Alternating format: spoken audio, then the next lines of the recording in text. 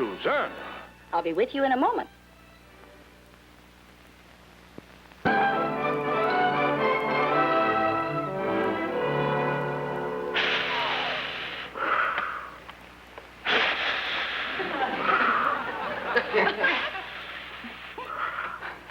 There, that should do it. How do you feel now, Mrs. Billingsley? It worked. I'm ever so grateful to you, Miss Pomeroy. It cures the hiccups every time. You see, instead of oxygen, you're breathing carbon dioxide. And so naturally... Congratulations. That carbon dioxide sure makes the hiccups sound mellow. Well, they just don't make paper bags like they used to. I've got it. Now, you wait right here, Mrs. Billingsley, and I'll be back and cure those hiccups before you can say, Captain Huxley. Imagine you're becoming a captain. That's a good many years ago. We were in college together. I know. And in those days, you never dreamed you'd turn out to be a professor and a psychology at that. Oh, if anybody aboard finds out I'm a psychiatrist, I won't have a moment's peace. Still got a lot of work to do on that lecture I'm giving at Amsterdam. Well, if you would like some material on human behavior, I certainly have a subject for you. You? Oh, no, Charlie. No, it's my social director, Miss Pomeroy. A nice thick book could be written about just what makes Miss Pomeroy tick. Oh? What seems to be her problem? Well, it's not hers, it's mine. I am baffled at the abnormal things that woman does that turn out to be perfectly normal. What, for example? Well, simple little things like...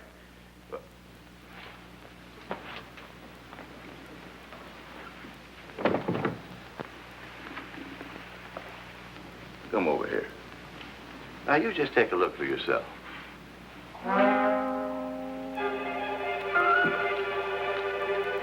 Now, I guarantee you she'll have a logical explanation for what she's doing.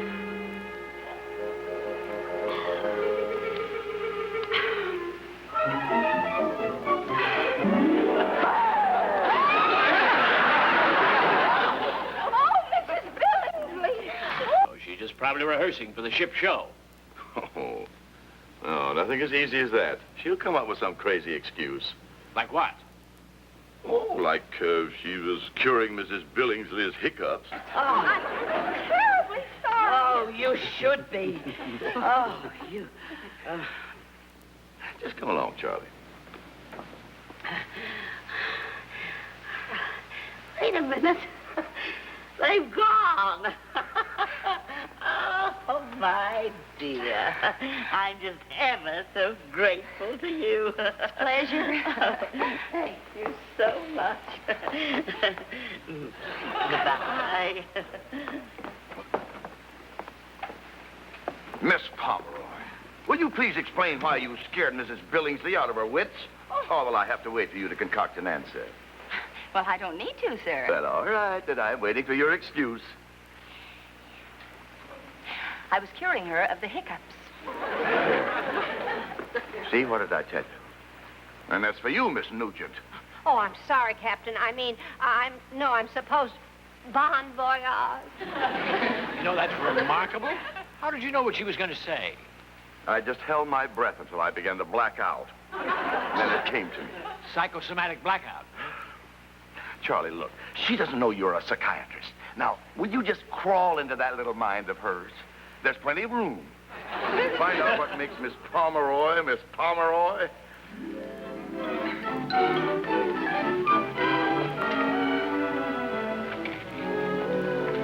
Hello, Miss Pomeroy. Well, hello. Oh, you're Mr. Pierce, aren't you? The man who's been in his cabin most of the trip. You're missing all the fun. Well, I didn't miss your Polynesian war mask. You know, I thought it was rather clever the way you braved it out with Captain Huxley. Braved it out? Oh, the woman really did have the hiccups. Yes, I'm sure she had. Tell me, are you always so glib with a ready excuse? But it was the truth. You know, I think it's remarkable, this ability to cover up, to divert attention from what you're really doing. Miss Pomeroy, I do want to thank you for curing me of those horrible hiccups. All a part of our service, Mrs. Billingsley. Thank you. You really did tell the truth. I guess I jumped to a wrong conclusion, didn't I? Jumped? It was more like a pole vault. I guess you're not a very good judge of human nature.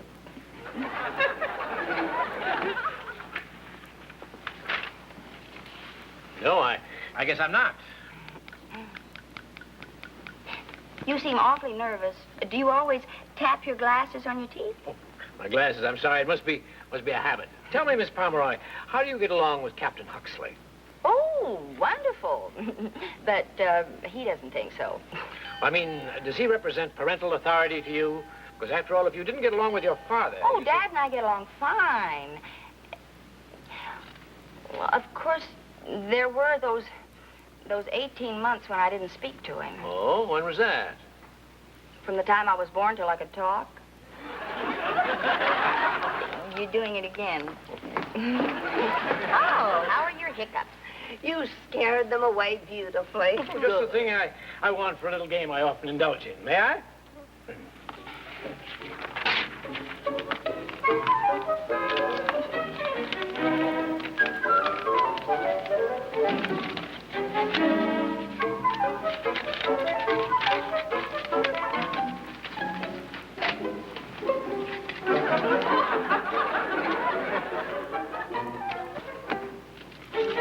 Now,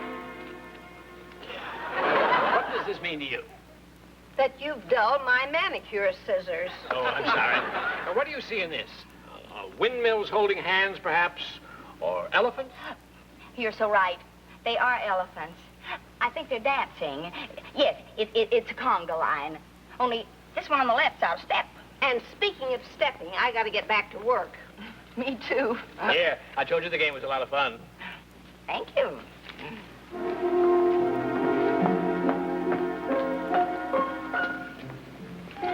He's such an attractive man, too. Just my type.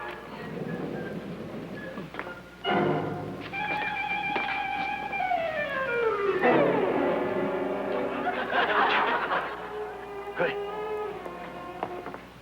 What did you find out? Well, your Miss Pomeroy seems to be a normal, energetic, exuberant young lady with a well-developed sense of humor. Yeah, that's my girl. What do you mean, normal? Well, if you don't think so, I better check you. She really did cure that woman of hiccups. Oh, Charlie, come now. You know, that's one of the first things we learn in psychiatry, that things aren't always as they seem. Here, I'll show you a classic example. Now, would you care to guess which one of these is the revered president of my university? I'd say that one. That's correct, except for one small detail. That's Rupert, the psychotic checker player. College president's the one with the low brow and the blank expression. Rupert, the psychotic checker player. Well, he looks harmless enough. Yes, he is. Takes his checkers wherever he goes, plays against himself to make sure he wins. Well, that sounds pretty smart to me. Oh, he's smart, but what a temper. Temper? Yes, I'll read what he wrote on my desk pad when I didn't keep an appointment to play checkers with him. I hate all psychiatrists. I'd like to get them in one room and blow them sky high.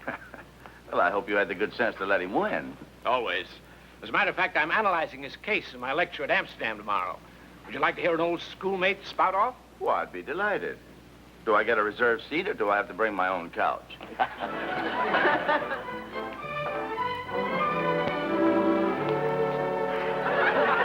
Mr. Pierce, what does this mean? That I'm frustrated?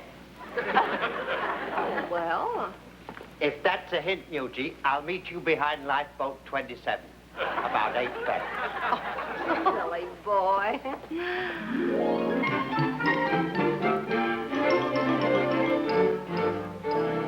Gentlemen of the convention, thank you very much for the honor that you have bestowed upon me. Applause, applause, applause. I shake hands with the chairman. I bow. Pour myself a glass of water.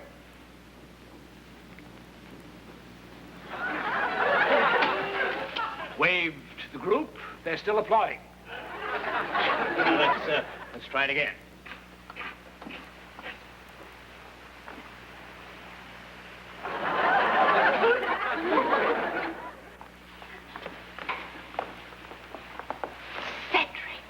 You ought to be ashamed of yourself. A porthole peeper. Anything interesting? It's the one you told me was kind of daffy, Mr. Pierce. He's proving he is. That's no concern of yours. And ours.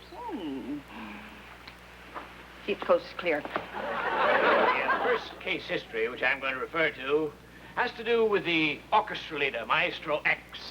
Now, he had the obsession that he himself was playing every instrument of the orchestra at the same time. Imagine his confused state of mind when he raised his baton. All clear.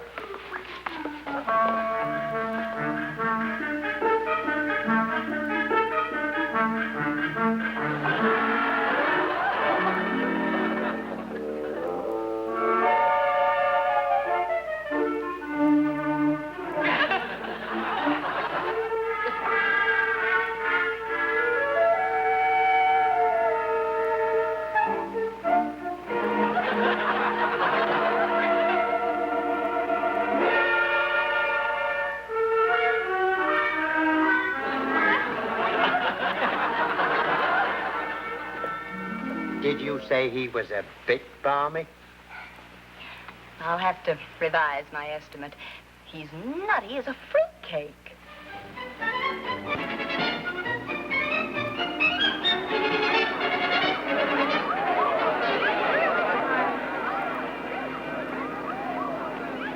Amsterdam shopping list.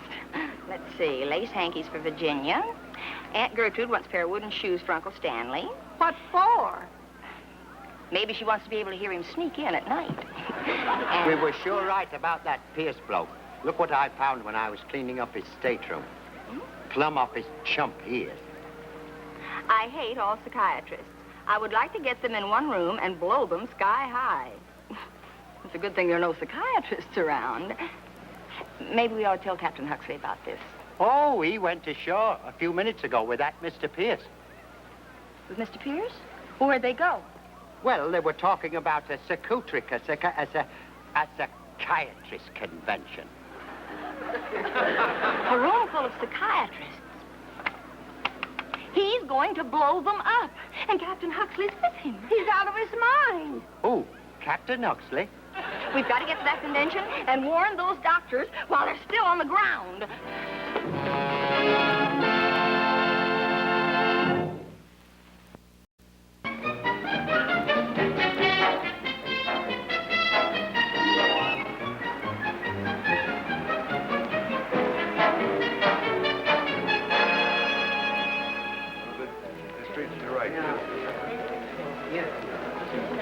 And it's been a very successful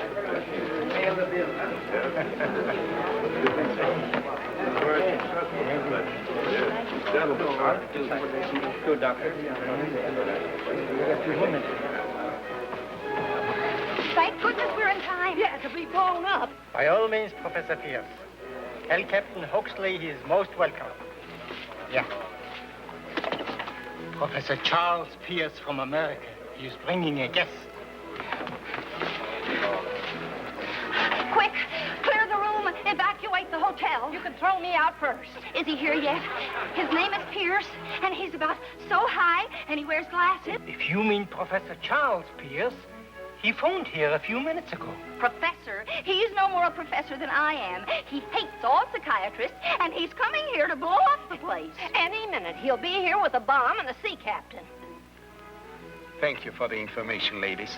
Dr. Schneider and I, we will watch everyone who comes in the front door. And you ladies watch the side entrance. How will we know this man if we see him first? Oh, well, that's easy. He always does this. Thank you, ladies. Oh, I'm sorry. Come on, Nuji. Probably patience Professor Pierce plans to use to illustrate his lecture. He has a long way to go before those two are cured. Shh.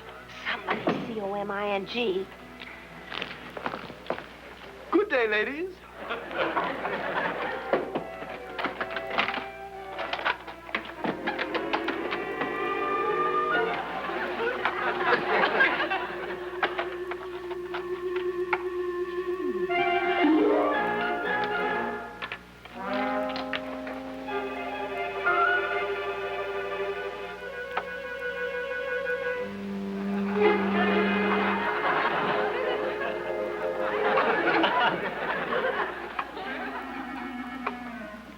Way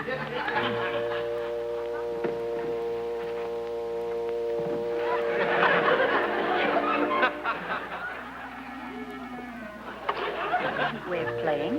He can't lose. If the seat of his pants holds out.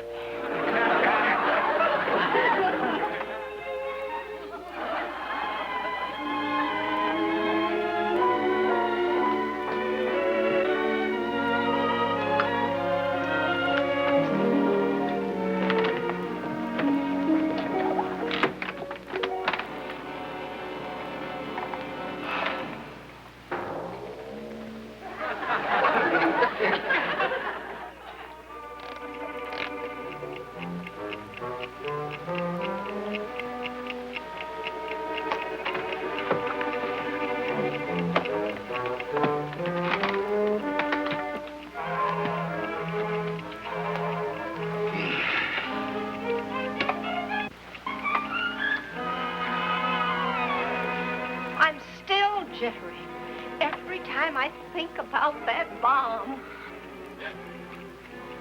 Wait! I hear ticking. Will you stop that? Now you've got me hearing it, too. Pardon me. Do you hear anything? Like ticking? Oh, yes.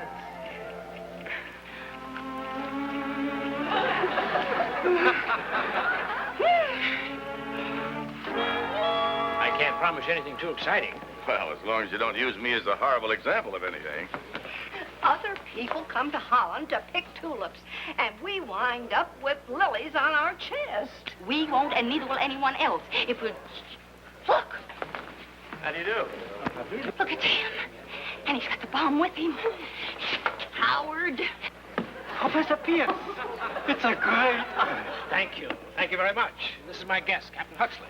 A great honor. Stop! Stop him! Don't let him get away. He's dangerous. Grab Miss him. Nugent. Grab who? You! Are you out of your mind? This is no time for questions and answers. What? Stand back if you don't want to be blown up. Miss Pomeroy, you'd certainly better have a good explanation for this. The best in the world, sir. There's a bomb in here. Professor Pierce?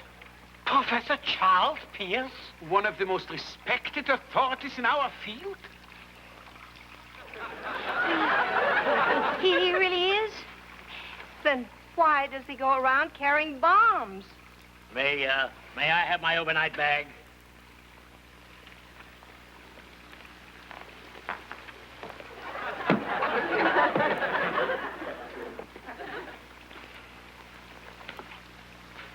The notes for my lecture. My dress shirt for the banquet. I'm awfully sorry. But you see, we thought you had a... But you didn't. We thought you were, but you aren't. That's right. And I quote, a normal, exuberant girl. Miss Pomeroy, what made you think I had a bomb? Well,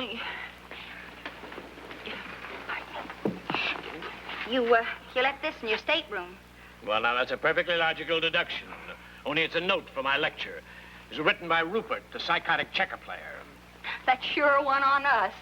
A checker player who plays against himself. Yeah. How did you know? Oh, he's right over there. And he's got a watch that's ticking like a dozen alarm clocks. Quick, come with me. Well, you two better go over there where you'll be safe. Go on. You know that Professor Pierce is cute, even if he is intelligent. You pick the darndest times for romance. A few minutes ago, we were standing so close to Rupert and his bomb that he... Oh, please, ladies, there's no cause for alarm. Allow me to introduce myself. I am Rupert. Oh, pleased to meet you. That's a bomb. Oh, yes, it is, but there's nothing to worry about. That won't go off for several minutes yet. Now, tell me, which of you ladies plays checkers? She does. You can't play three-handed, you know. I'll play you a game. Oh, fine. Oh, no, really, that's not very nice. You said that you'd play with me. Well, you see, we always play by correspondence, and I'll mail you the Minneapolis. There aren't many minutes left, you know. Hurry, Susan. Let's don't take time to crown kings, huh? Oh, dear, that was good. Oh, just... You had to baffle him by your first move. Please make a move, Mr. Rupert. Or turn off that loaded alarm clock. Really, ladies, please, you just don't understand. You see, this is a very important game. I'll explain it to you. Now, you see, these are the forces of evil, and yours are the forces of good. Now, I'll show you how the evil forces overcome the good. Oh, there. Hey, I tell you, I've got an idea. Oh. Why don't we play for small stakes? Oh, like what? Well, like whether or not you use that bomb. Oh, a capital idea, capital. Oh, what an interesting picture. Oh, it is. Oh, dear. Oh, dear. Yes, you're already 1, 2, 3, 4. Oh, you are an excellent player. Yes, you're 5 men ahead. Well, it's all in knowing how. That's good. Drop my hanky. Allow me. There you are. Thank you. Oh, dear. Oh, dear. You know, the good forces have never won before. I wonder what I'm doing wrong today. Well, it's kind of like golf. You've got to keep your eye on the board. I suppose so. I like it. I've won Fair and square. Dear me. Ladies, Rupert is a man of his word. You have won, I have lost. Oh, well, here it is. It's all yours. Won it! Won it! Bob! Get off me! Bring me through! That's what the time is going. Whoa! Whoa! Now, just be calm, everybody. Well, what? Oh, 5 times. Stop paying their water bill. Excuse me.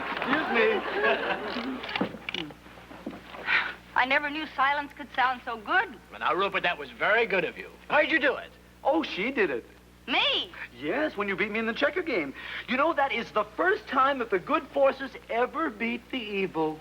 I don't know. It must mean something. You know, Rupert, I think you're going to feel much better from now on. Oh, thank you, Professor. We owe you an apology, Miss Pomeroy. We thought you were one of Professor Pierce's patients that he had brought along to illustrate his lecture. Oh, no. I came on my own. Professor Pierce brought Captain Huxley. Yeah, but not for that reason. By George, now I'll go through life wondering.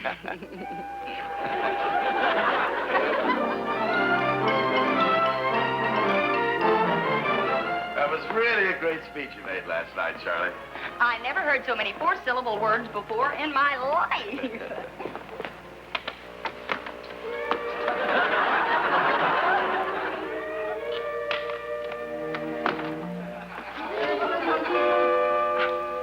Poor Nugie. The shock must have been too great for her. I wonder whether I might arrange to see Miss Nugent this afternoon. I think it might be better this evening, say about 10 o'clock on the promenade deck. Just when did Miss Nugent lose her marbles? Confidentially, Confidentially. when she heard Professor Pierce was a bachelor.